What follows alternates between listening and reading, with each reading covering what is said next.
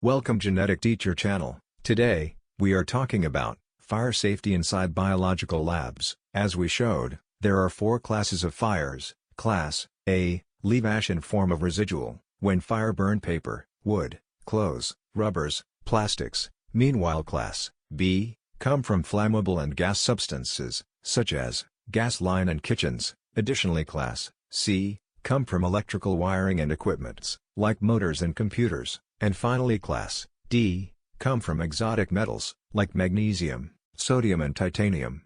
And for fire safety, water can reduce fire temperature, while carbon dioxide can displace instead of oxygen. Meanwhile, dry chemical and halon work by binding oxygen, whereas sand can make fire more smoother. So, water and dry chemical can overcome Class A, while carbon dioxide, dry chemical also and halon can overcome classes B and C, and sand can overcome Class D. So, once fire start up, raise alarm and shout fire, fire, fire, then, leave building from nearest exit, without using lift, and don't return to building, until authorized workers safe place. And when using tank extinguisher, firstly, pull pin.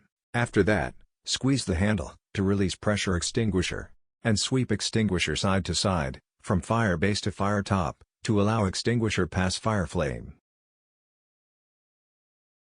Thanks for your attention. Please like and share and subscribe Genetic Teacher videos and channel.